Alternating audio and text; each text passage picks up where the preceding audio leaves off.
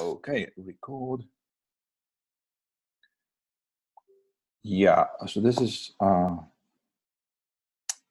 Stroh and John Kellden in Zoom session, possibly number 10. Anyway, those numbers doesn't matter. This is kind of a point towards those who are actually participating. This is a spreadsheet where we're sort of gathering all these kind of towards a knowledge repository, so we can sort of find videos, artifacts, annotations, stuff like for further distribution to 150 others in a big chat thread. So I'm John Kellden, founder of the Conversation Community, long-time member Joachim Stroh. He's been around since the dawn of time in Google+. And today we're going to talk about reusable learning objects, and particularly what Joachim has built recently in terms of something he calls social ledger. And that's your cue, Joachim, so feel free to take it away. Thanks, John. Thanks, everyone, for listening in here. I love these sessions. Doing great. Yes, so long-time member of the Conversation Community, as you said, way back to Google+, right? We did our shenanigans back there. We did some good expeditions together with the Seniors Knowledge Expeditions, if anybody has heard about that, right? So my background, talking in a minute about that, I have a computer science background and worked for many years in HR consulting to do something called knowledge management. And that was way back when, knowledge management was on the traditional track of building these document repositories, right? These content management systems and initial, social networks inside organizations.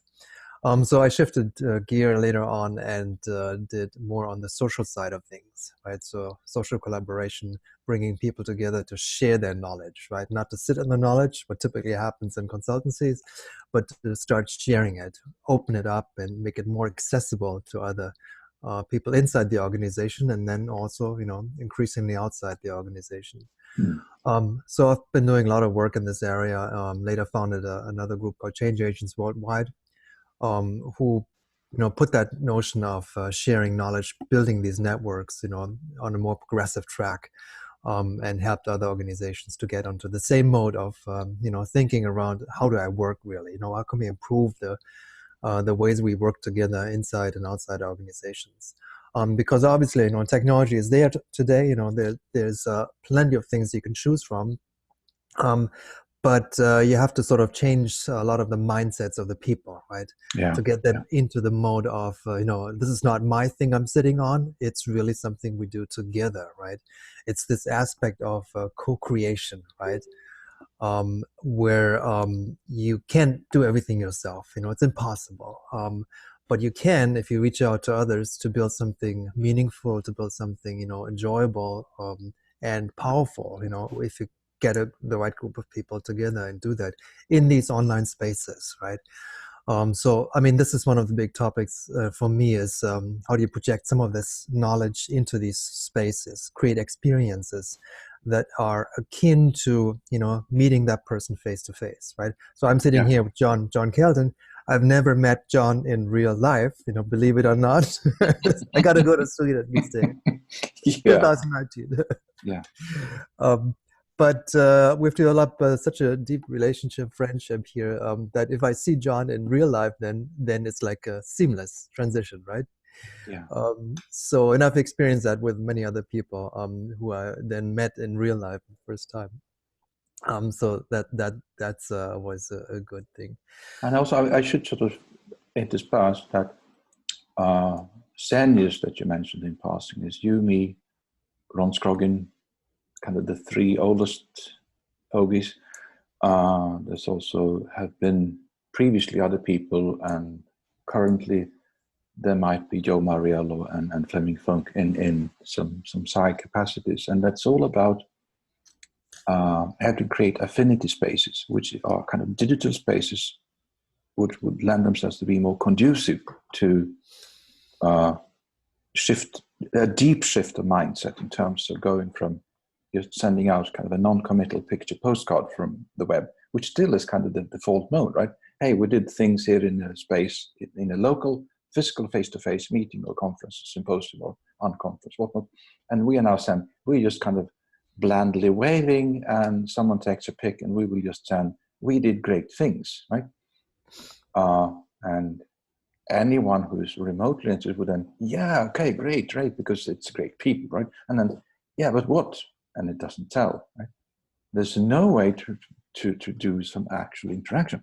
And these conferences could be the brightest minds on the planet, and they're doing possibly amazing things out in the Stockholm Archipelago, or in New York, or in Seattle, or anywhere, right?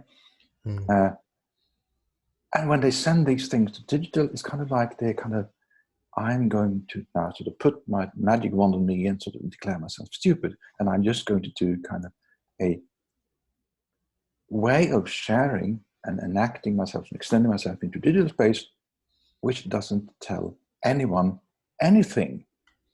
And this is weird, right? It's kind of like you put kind of like an invisibility cloak when you go into the pub. So you're there and you are kind of listening to others and you are having a great time, but no one knows you're there, right? So this is kind of weird, right?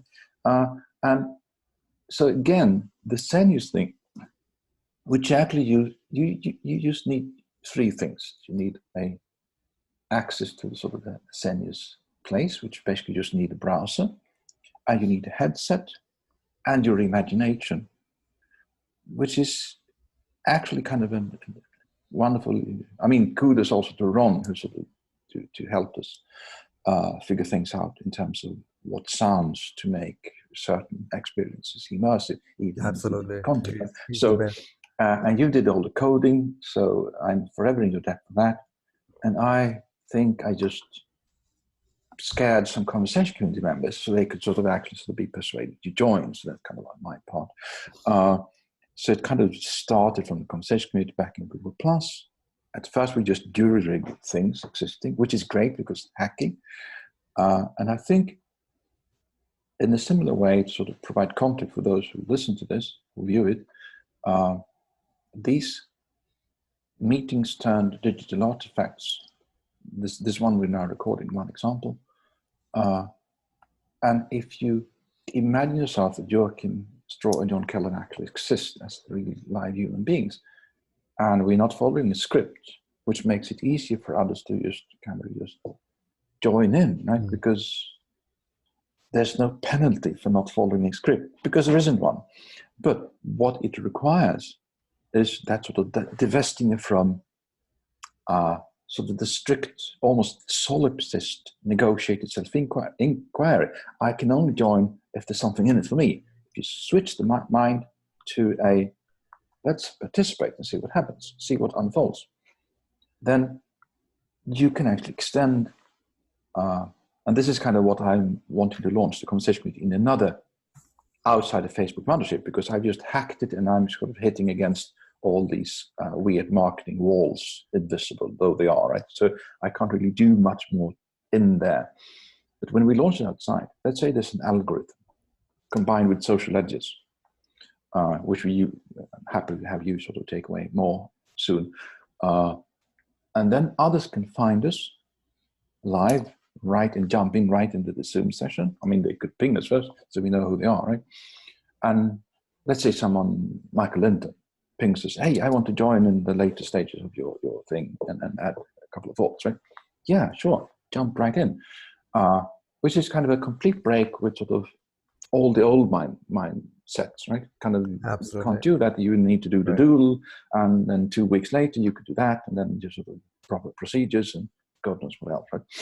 So, but that requires algorithms, social edges, some kind of supporting structure, because whether you mean Ron can do this sort of just intuitively these days, right? We didn't start out knowing how to do that. We needed to learn. And same for everyone else. If we don't provide some kind of scaffolding, onboarding, roped path, as I sort of just put all those things together into one thing, right? They won't be able to climb just from the get-go, right? Because they will fall down some cliffs, right? Whether it's introversion or needing to control or needing to plug their own stuff. There's loads and loads of things that can go wrong, right? And particularly this Zoom session, if we then plunk it down into sort of the where it all started, and not in the conversation community. That's kind of way back, right? But the conversation community spawned a 150 people strong chat thread, because I wanted to explore, what if we just do chat, right? Because there's nothing to it. Right. The moment you started to hammer away at the keyboards, there's your comment and they're good to go. There's no learning curve, right? It's just chat. But I realized through sort of action learning, because there's sort of erupted a kind of like a small war almost immediately in that, because I was probably breaking some unwritten law, right? I can't bring 150 people into a chat, right? Because you can't. Well, okay, so what's the punishment? And there was the punishment. There was a guy who was really angry with me, thought I should just go kill myself, something, right? And I survived that, and everyone else survived mostly, right? And then there's people who know various degrees of digital literacies, different levels of sort of mind, readiness for mind shift, different levels of sort of, okay, we'll gather now this bunch of us really good people, because this is the amazing thing, right? We could do network effects, we could share knowledge, we could collaborate on scales that were simply possible before this, right? Before we had these tools. Now, but since we're all so different, I mean, this is kind of the source of elegant innovation, the fact we are different, but it also creates enormous challenges that, like someone who sort of chimed in, who really don't know, right? And possibly others who are kind of looking at kind of like this chat gathering, like if through a thin straw. Yes. Mm-hmm. So you have to tell them sort of the pinned post again and again and again and again. Right, and right. Finally, they get it after 7 attempts, but by then you have annoyed the hell out of all those who got it the first time. So you can't really win in terms of using regular approaches, right? So, but when we plunk down these artifacts, these recorded videos, and some annotation with, chances are that we might sort of kickstart some kind of possible stigmergy. And this is kind of, I got very long-winded, but this is kind of the thing we could sort of start to sort of work beyond also even this video, right? Kind of, what if we combine chat, stigmergy, and social ledger? What happens then? If we don't really tell too much, and if we don't force everyone to, thou shalt follow the social ledger approach or else, right? Kind of, but instead of just plunk it down and see, how do people play with it? Right? I mean, stigmergy is obviously also one of those things that I would add as an annotation and explain what's that, right? Because again, the different levels of literacy, kind of what's, some people know exactly what that is, and whoa, that's a great idea to combine those in a triple Venn diagram thing. But then that's also lends some trouble, because some people, what did you say? Triple Venn, what's that? And then it's kind of, so again and again, you have to sort of double back and sort of, right. It's kind of like a Sherpa, right? Digital Sherpa. Well, yeah, that's right. The beginner climbers, they would just die, right? Because Sherpa needs to climb up and down kind of 5 times, and then once he gets to help the novice climber. So this is very similar approach. Yeah, it's a learning journey, John, right? So yeah, I mean, you started a new expedition here, basically. You put up some big signs here, turn right. You know, here's the path, here's the rope path. And why did you just come and join us and go on this little journey here? You know, puts you right into one of these chat streams. You know, so you're starting the flow here, and you see where you go, and you reorient yourself, and you get to know more people who are on that same path, right? And you begin to walk up the mountain, right? That's back to our old metaphor, right? And that's exactly what should happen, right? Because you don't want to put up something extra that's above the flow and it's hard to understand and you have to learn big things. No, you just want to be where they are, right? They're already, starting in Facebook. They have good conversations there in the conversation community, right? When you branch off here, little sign says, turn right to, some more exciting conversations. Action is happening over here, right? So you have them there. So let me circle now back to the social ledger, right? Yeah.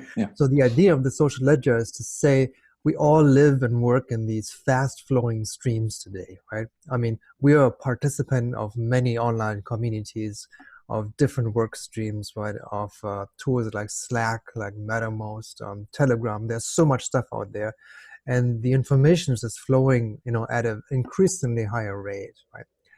And what the social ledger now is trying to attempt is to pick out some of these nuggets, that flow past or flow in these streams, and to say, hey, there's an important piece that this team developed.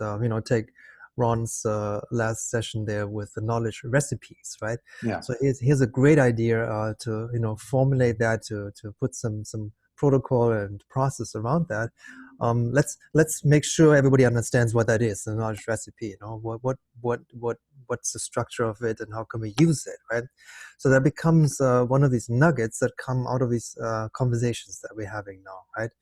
And the social ledger now is an attempt to say, hey, let's record these social objects somewhere, ideally in a decentralized database, because nobody should own it, right? There's no centralized entity here, no company behind that says that's our intellectual property, right? And we're not going that route. Instead, you're a participant, you own parts of this, whoever was there, and we want to record these interactions with that social object, right? And you see there's a difference between what is a financial ledger, which records transactions, right? So I gave you something, you gave something back to me, here's a transaction recorded, bingo. Yeah. But here we're talking about a much different space, which is human space. It's the interaction between people, right? And the activities we put into these, the efforts we put into the commitment we put into this, right? And can we put that into a similar sort of ledger, right? So that means there's still a transaction in the background, but it's recording an interaction that says, yes, you were there, you've participated, you've done something to build that social object, right? That thing that you worked on together. So Ron was building part of these knowledge recipes, right? And formulated and gave the idea, gave birth to that, right? Yeah. So eventually that thing can create a lot of value further down the stream, right? And what we want to do with the social ledger is sort of to reconnect, to preserve that connection, right? Because Ron was there and he was part of this thing that was given birth to, and it's later, been used in certain different, contexts. Maybe something that he never envisioned or thought about. So that connection is still there because it's recorded in something like a social ledger, right? Yeah. So I have a great example for that. Let's say we would actually bring in Michael Linden, kind of a follow-up video recording to this, right? And he introduces local currencies, mutual credit, and how that could sort of be built into digital systems. Social ledger would then sort of provide a conceptual glue or bridge or supporting scaffold. So select parts of your stuff, my stuff, which has now sort of, let's say we imagine it has been ledgered in the social ledger system of some sort. Right? Some of this gets connected to some of the thoughts I and Sam Hahn also work with, kind of the Doug Engelbart dynamic knowledge repository. If there's kind of like a big client and they have a big database and they want to find the damn stuff, right? And instead of just having lost in a big corporate internet that no one cares about. And also some select parts of our combined efforts in previous attempts, in Slack or in conversation community or in Twitter or wherever, right? Mm-hmm. We tag that and we use the social ledger magic, so to speak. So somebody like Michael Linden can sort of be brought up to a pace with us, right? So it's kind of like a portal. So somebody can sort of appear at camp 2. He doesn't have to sort of do all the heavy slogging we did from camp 1 to camp 2. If we sort of continue on the metaphor of the learning journey, we can sort of bring him aboard where he could sort of add the most value, and then he can sort of just magically teleport himself back to wherever else he wants to be, right? So absolutely, it's kind of like and there's also one important thing I would like to clarify, because you mentioned it in passing. I think there's this merit to it, to kind of bear simplification.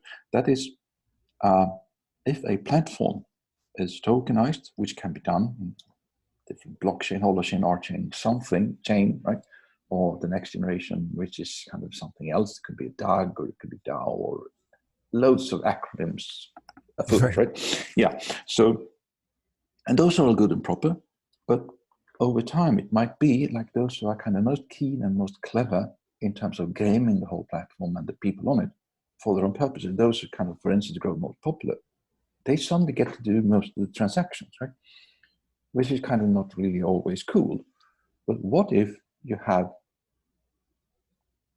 an understanding in that all the people on the platform, or at least the critical mass, that the interactions actually might be the primary thing, right? The source of value.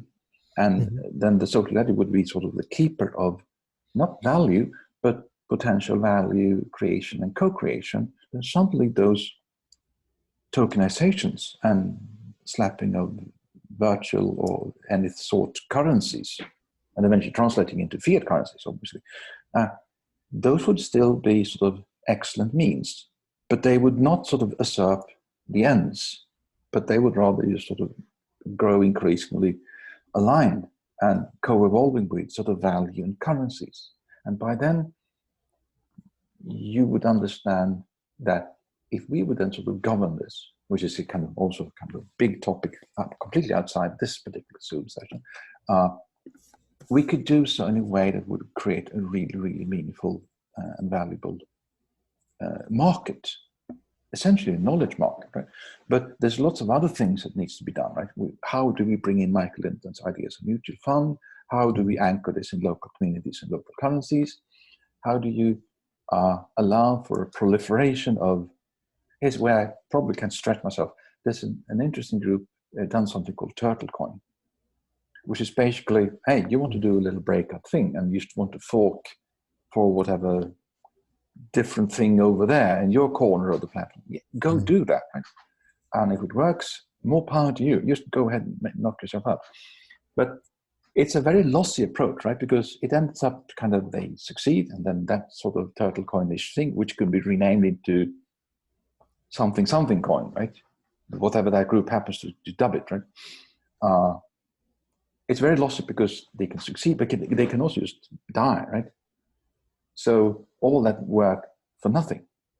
It turns out that they did lots and lots of legwork, groundwork, and things behind the scene, basically co-creating value in terms of the team, delivering, sort of going that forked route all the way to code and stuff and talking together and having lots of sessions, and then eventually it fails or not. Right? So possibly 90% of all the stuff they did was kind of like value, out of which they hoped to sort of just make that successful attempt at sort of that holy grail of sorts, right? Up at Camp 4, the successful launch of the sort of their own bespoke coin. And then if we have a social ledger, that doesn't get lost. That's I mean, then they can right, sort of just, even if they fail currency-wise, there's still lots of right. value they can sort of repackage and possibly also distribute and resell or something with, right? If they have it, right? But if they don't have it, it's kind of, that's why I also wanted to add that kind of stigma-y words like serendipity, your new coin, social ledger. I mean, if we don't have the words and the concept underneath, it's going to be very difficult to talk about it, right? Because it's kind of, you would have to go enormous roundabout ways to sort of just, like the word blockchain, for instance. Half of the people talk about blockchain probably doesn't know what it means, right? So it's kind of, but if we didn't have even the word, then we would be completely lost, right? So there's one thing that possibly could sort of be worth mentioning also, that is the, and back to you, right, with social ledger, there's a modularity to it, right? Which then could actually have us not to kind of sort of betting the farm. We could do as small and minute and modular sort of safe fail approaches as we need. Right. So, and most people don't really understand this because most people kind of remain safely ensconced within kind of an old narrative. So they have a career and they bet their whole life on one career. And even though the warning signs now are afoot, kind of there's no such thing as kind of a lifelong job anymore. That doesn't work anymore, right? They still forcefully try to sort of fortify the old concepts. That there's one career, and I'm a carpenter, and by God, I will remain a carpenter all my life, and something, right? And digital identity is also fraught with those things. I have now sort of built John Kellden. He's a really nice guy doing the conversation with you. And forever was it thus, right? No, it doesn't have to be that. In the digital world, obviously good if I'm kind of somewhat aligned with my own digital persona for quite obvious reasons. One of them, trust. But I could clone myself into 20 different digital versions of me, right? Which could then pursue different paths. And it's okay, because it's just digital. We can get to play around. I could be kind of like Albert Einstein's long lost, presumed vanished grandson, right? And I just play, right? It's just improv. And those things could also get recorded in some kind of ledger. Right? So, I mean, this, I think it's called Scrivener, which some writers use, right? They're kind of already doing that. Right? Like John Ronald Reuel Tolkien, which is a wonderful example of all of this and why it's important. He started off Strider, which is kind of one of the key characters from Lord of the Rings, right? The one who helps the hobbits in the first leg of their journey. But in the very first draft, Strider was a hobbit, although sort of more world-wise one version, right? And he took care of the sort of more cool. sheltered form. No.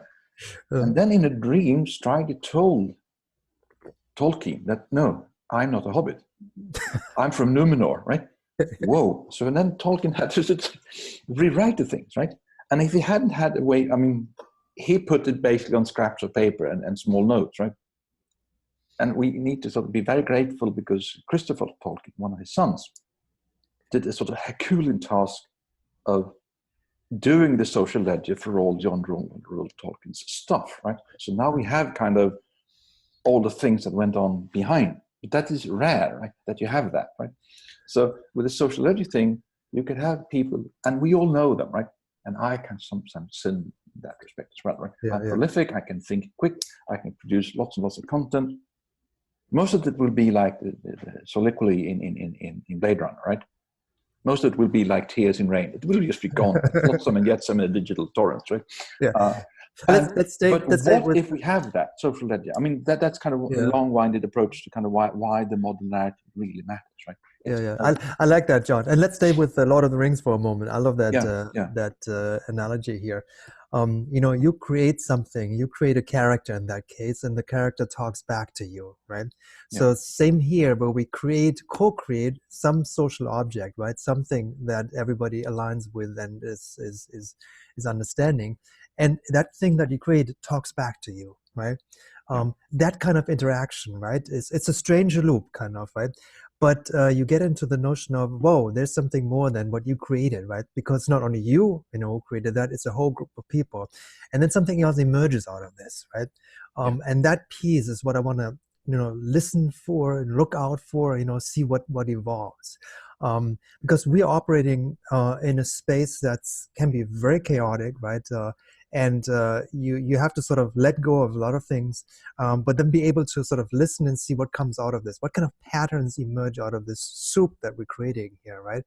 And that, you know, going back to the social ledger, again, if you're able to actually record that and say, hey, this is something that came out of this, then you have something that's more tangible, right? And since you mentioned cryptocurrencies and blockchain and all the good stuff that's coming now, they all, you know, the coins itself, to me, that's just you know, this is on the surface, right? That's the signal that says there's something. But what that something is, you know, that you put your value onto, you know, that's the big question. You know, to me, that's the important part, to say, is there something behind that coin, right? Is there something that it represents, right?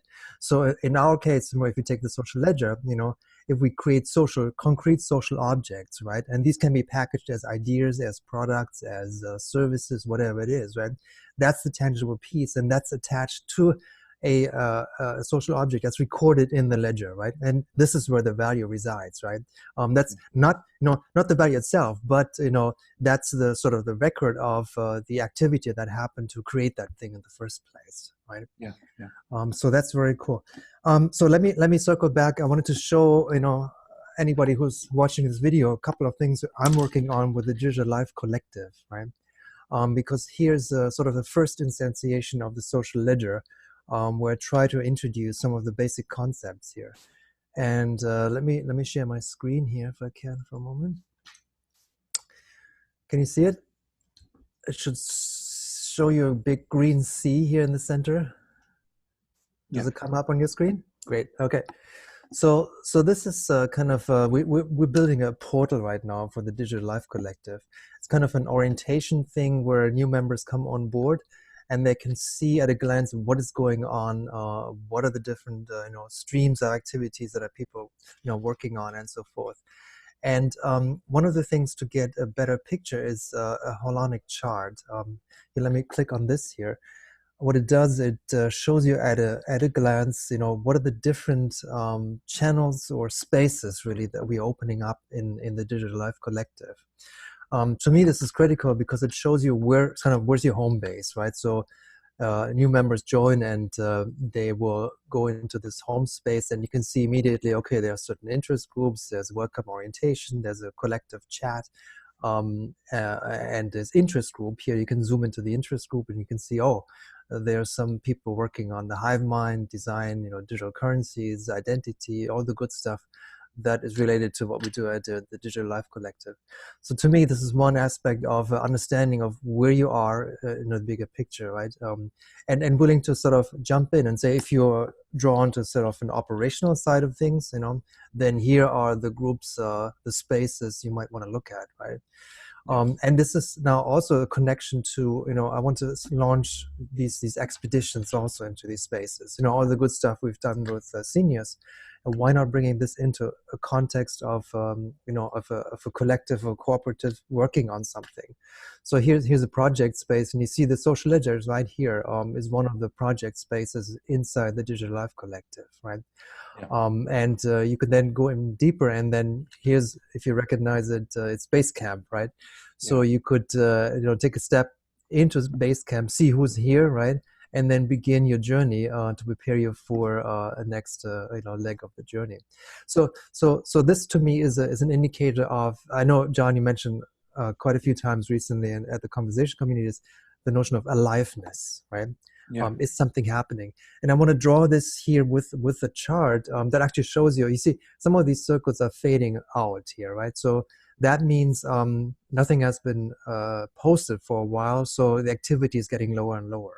And you can also see the size of these circles. It says, oh, a lot of posts have been, you know, committed to this channel here. Like here's sysadmin, me and Jim Scarver doing a lot of work and putting this thing together right on the technical end. Over here, obviously, there's a collective chat in the home space where everybody is participating, you know, so there's activity here, right? And this shows you sort of over time, these things are growing, expanding, and contracting. So this is a chart that really shows you the degree of aliveness that's happening inside a collective. And we can't control that, you know, that's the thing. We don't want to force sort of a structure on top of this, right? Now, this is kind of like a structure that co-evolves what yes. people are actually doing, isn't it? Yes. It's kind of like, you could call it actually emerging, right? Yes, that's what I want to get at, right? So let's see what happens, right? And they can nest, you know, levels deep into wherever that is, right? So here's 2 levels already. You can go many more levels deeper and see what comes out of this. So this is one way to look at the collective. The other way I wanted to show you quickly is the connectedness. So if this other chart shows you sort of the aliveness, here's where I want to see the connectedness. Meaning, here are some of the members, you know, I'm down here and I'm connected to other members, right?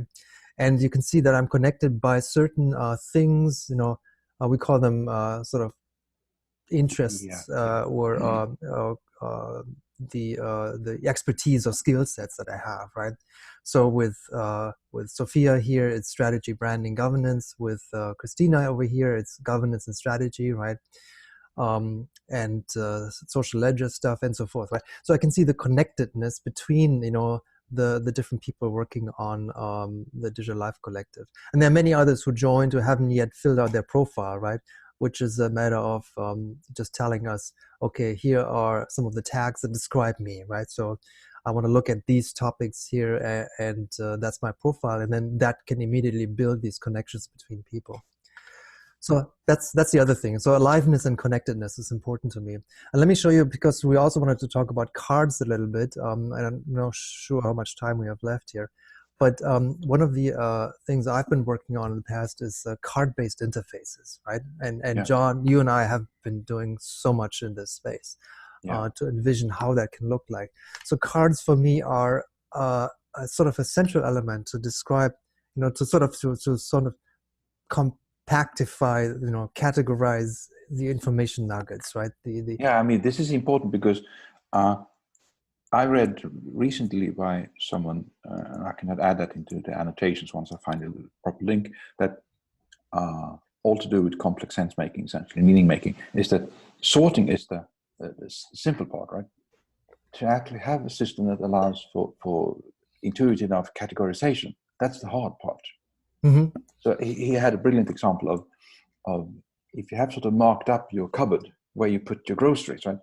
You just put the groceries when you get back home and just put everything in its proper shelf, right? So everyone understands, yeah. So the sorting itself is kind of really simple, but arriving at the proper tag to put on which shelf, depending on how much stuff and where to reach for it and things, right? Right. Like potatoes should obviously be at the bottom because that's heavy, and the smaller things could be higher up, exotic spices or whatnot. I mean, so those things. And if we go by the cupboard example, people could sort of do that without supervision because it's kind of just a cupboard and groceries, and people sort of get that. But what happens if you need to do knowledge sorting and knowledge categorization?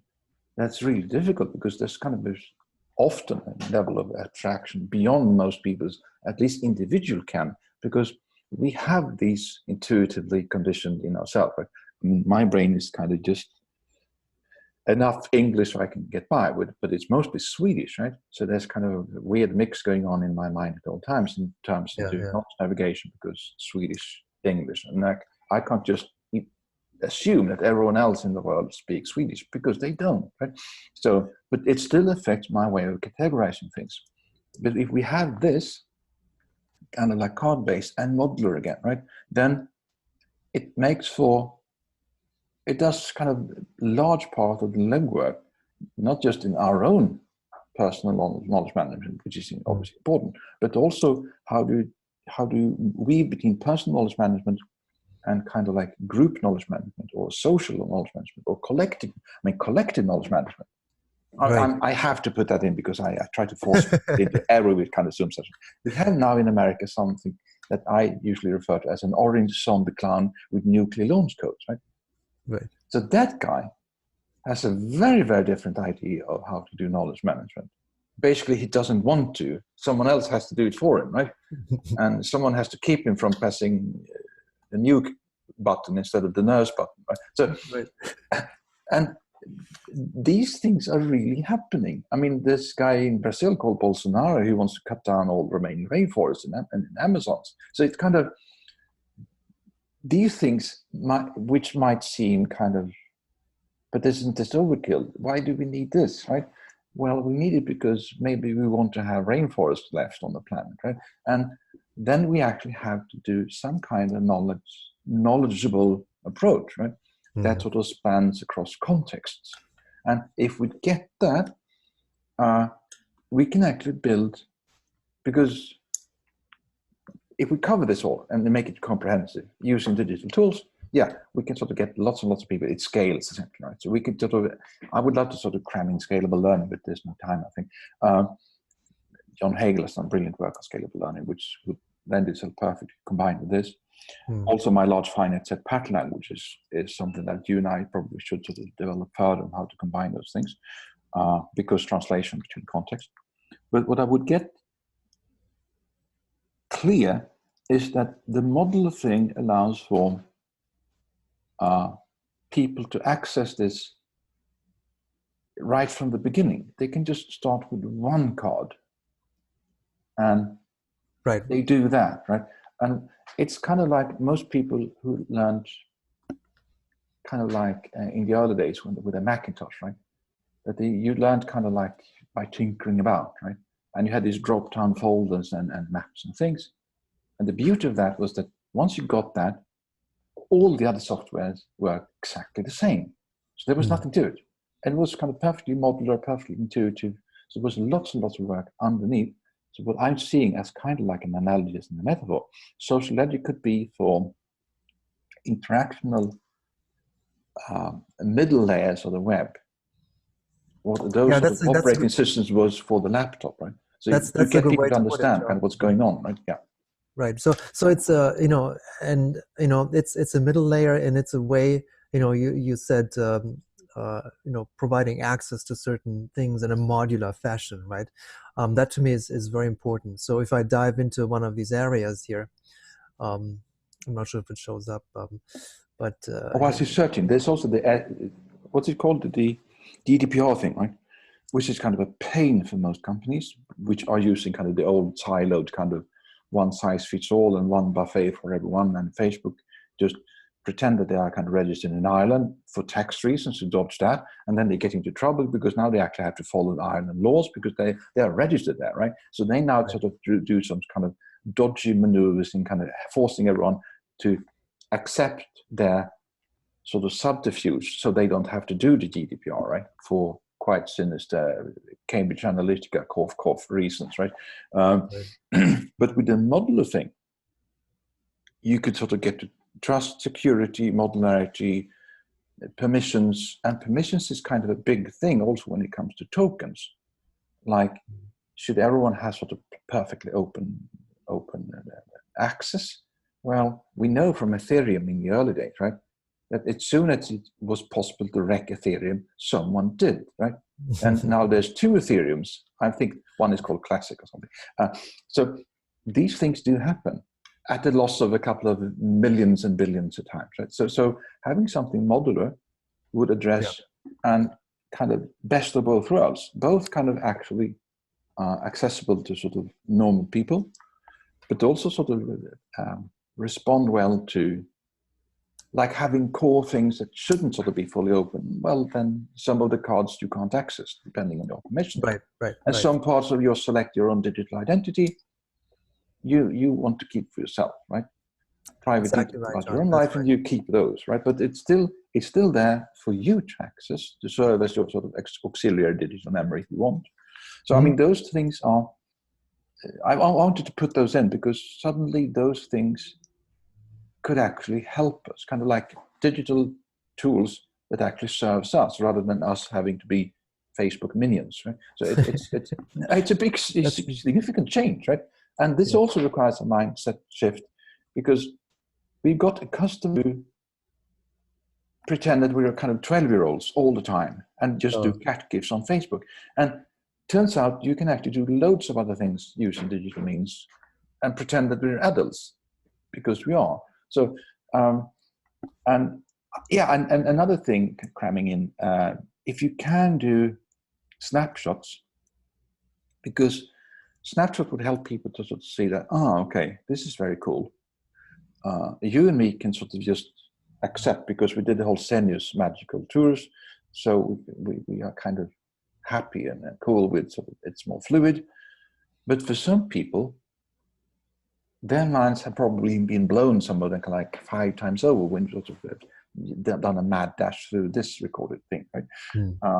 And we could do that because we've climbed some time, right? You and me can do this almost like a Vulcan mind meld with our minds, so we can sort of do a very kind of our own Atreides battle language kind of spring through. Most can't, which means again that, for instance, another example, that could be kind of like a small set of modular cards like for onboarding, right? And then those could be slightly different and slightly tweaked and slightly edited depending on which platform and what are the people there and what are they doing, right? So this is probably one thing we could do. Let's say we do like 5 or 6 or 7 cards and we plant them down in sort of big collective chat. Here they are. Feel free to annotate them until they work for you, right? So then we can have kind of, obviously need to facilitate because it's very, very meta, the dialogue around those cards. But once we have them and everyone says that, yeah, but this is actually really cool. This is something that works for us. And then suddenly they would adopt it and suddenly they would have something to return to and refer to others. Yeah, right? yeah.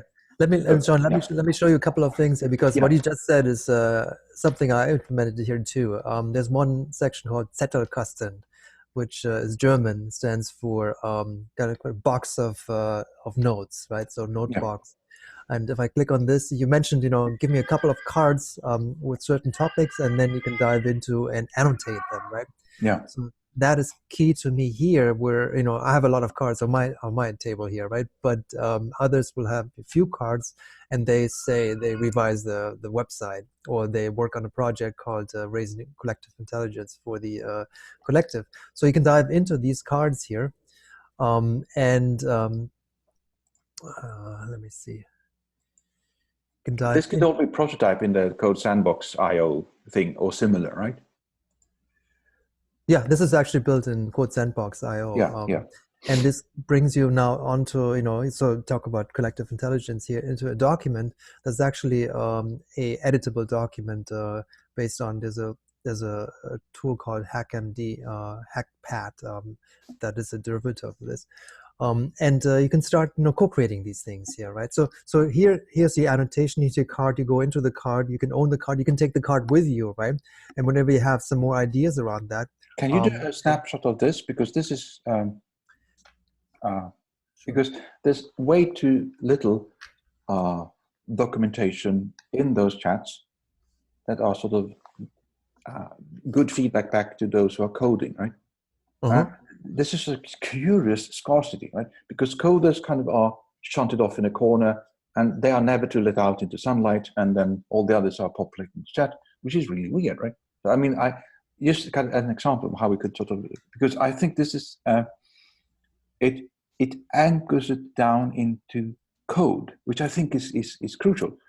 And then others can obviously kind of feel, whoa, I can't read that because I don't do code. And then we can actually walk through and see that if the code is to the left, and then for normal consumption to the right? There's nothing to it. It's just, and it illustrates also perfectly well. That's right. Here's an example of you actually seeing a translation in between different contexts. Yes. So this dreaded word that I almost can't use, that Nora Bateson put me on, kind of transcontextuality. Here it is, right? So it's actually good. But these things are, we also need to understand that it would almost be sort of a punishment for most normal people to have us forcing them through all of this, right? So, and again, this is why it's so important with those modular things. So, right. I'm just making a mental note to self here that raising the collective consciousness and intelligence is kind of a great Zoom session all by itself, right? And this also further illustrates that if we do that, because I mean, what you and I just did is kind of a very complex artifact, right? But it's still just an artifact. And this is kind of how you can sort of zoom in and out of, which you didn't mention, but I saw that you did it, right? So I want to sort of amplify and sort of explicate that as well, and according that if you zoom in and out, it helps your brain and mind enormously, because suddenly you sort of lose some of your fear towards these sort of strange digital realities, right? So suddenly you can sort of just, if you want, imagine to take that sort of weird to the left, that sort of full of code, weird thingies, you just zoom or you shrink it depending on how your mind works, right? But suddenly you make it very small, right? And then you can zoom out or expand the normal text. Or you could add a third, which we sometimes do in social media, right? We have some code underneath. No one sees that, right, normally. But there's some code half visible in terms of title and link and ping. And so there's some of it that's sort of visible. And then mostly text, because text is kind of how we sort of form kind of like social coherence, because text, right? It's kind of what language does, kind of like a social computer. But we also have an image, because if we don't add an image to the post, then no one will bother consuming it, right?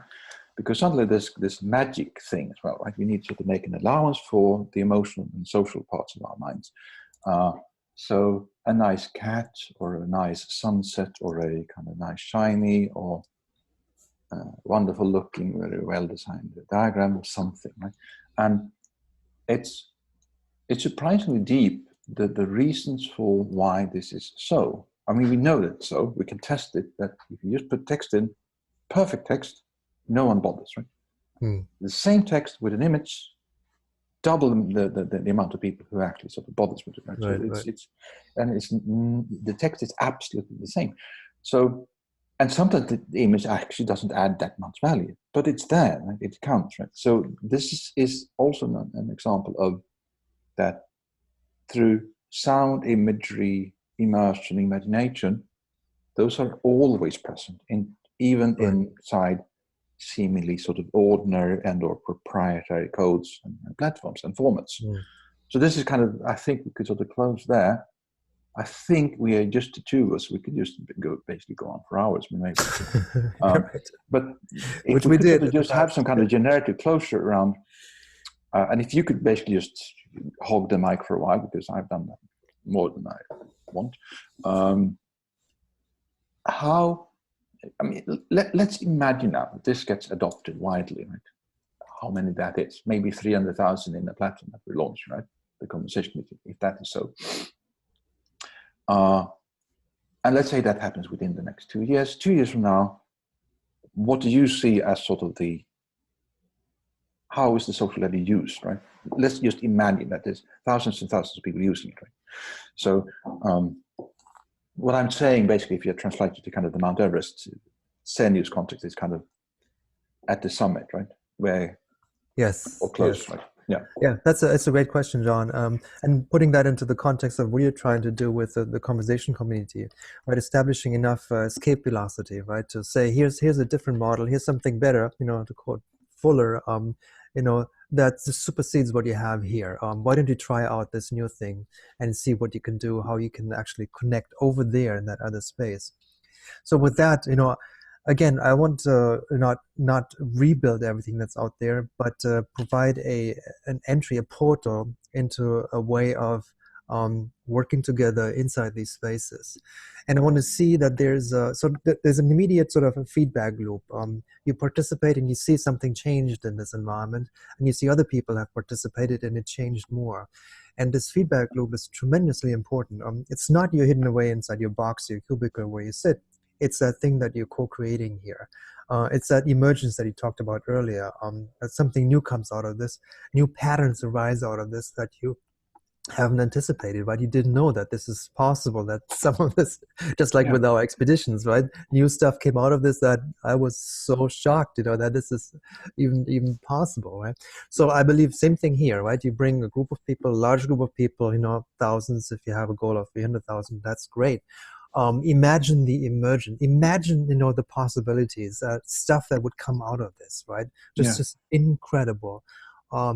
That's something I wanted to build with the social ledger. That's really great to hear. I mean, for the viewers, listeners, there's a Sen-use thing that actually might serve as kind of a generative closure in terms of an image.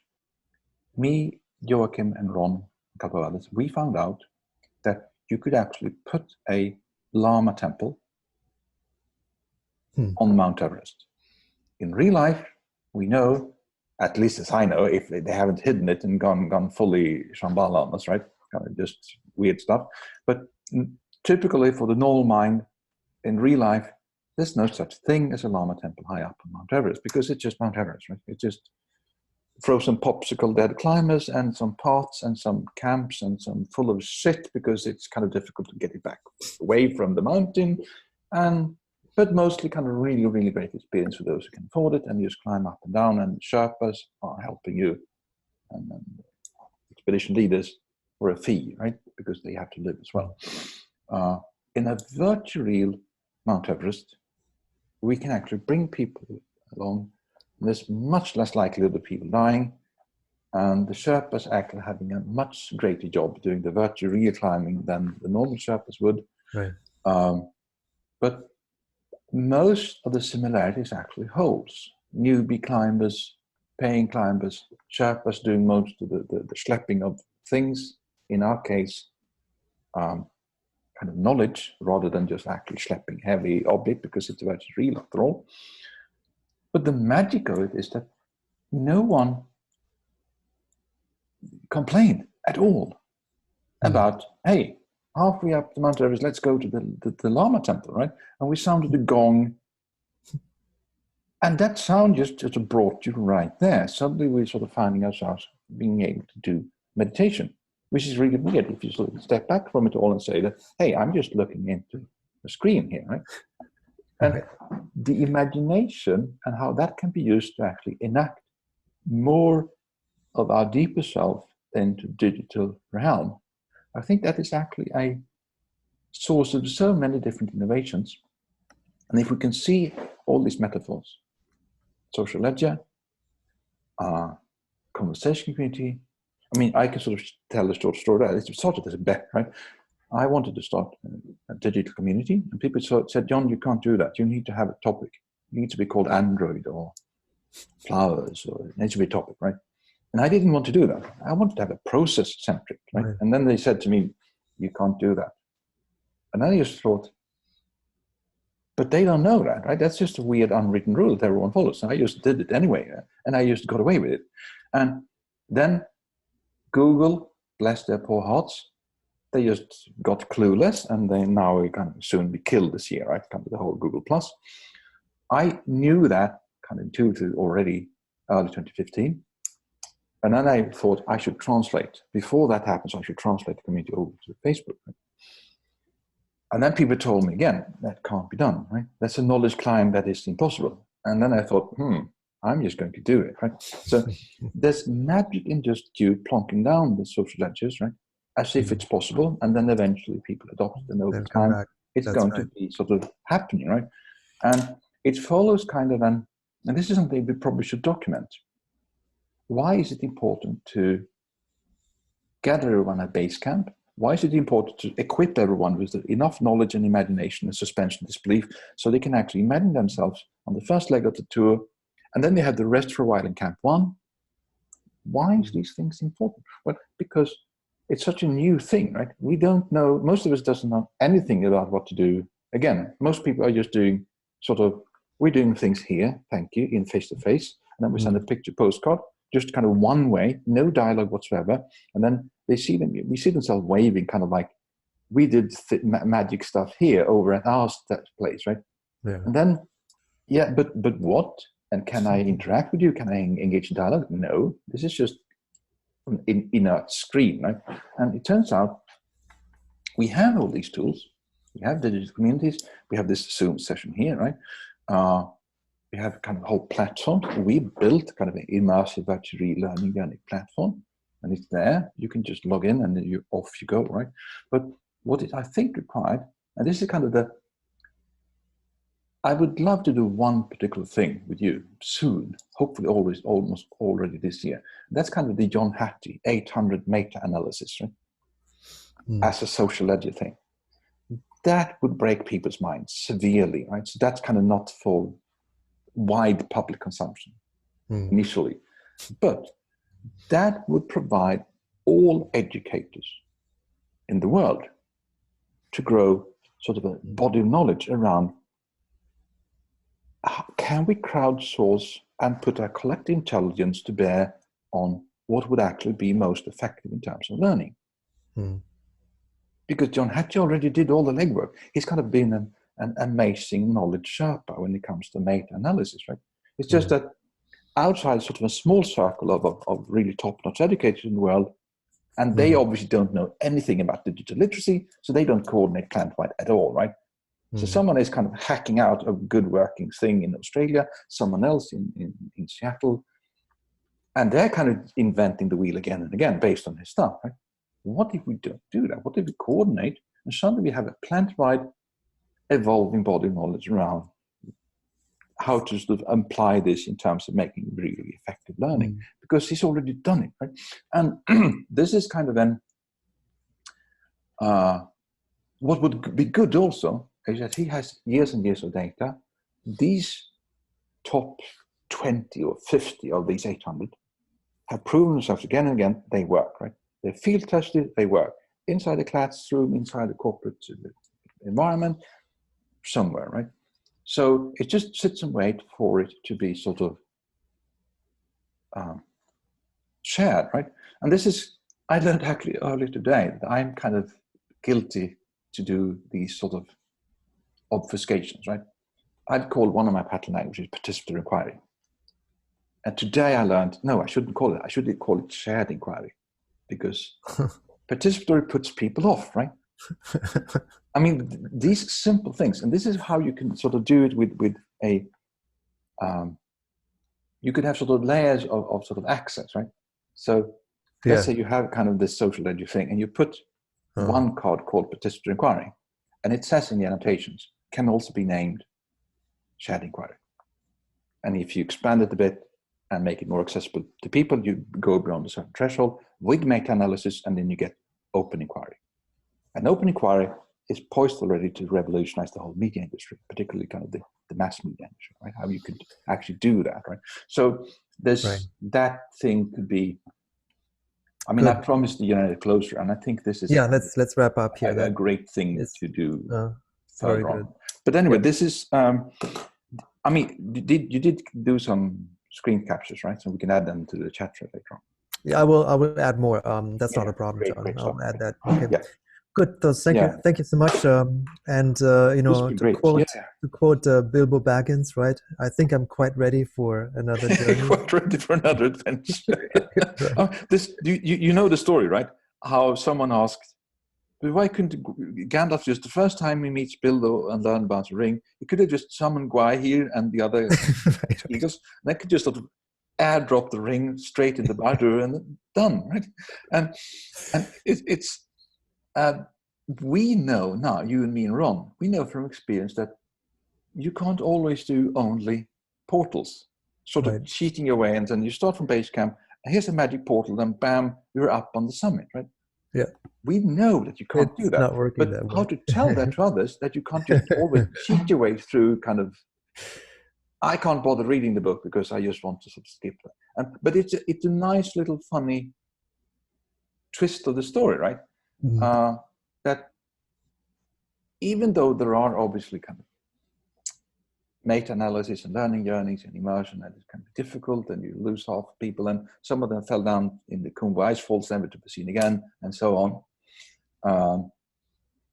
There's still so much good out of actually having sort of slogging yourself, muddling through a whole learning journey, right? Yes. The experience you get, you can't get that just by cheating, right?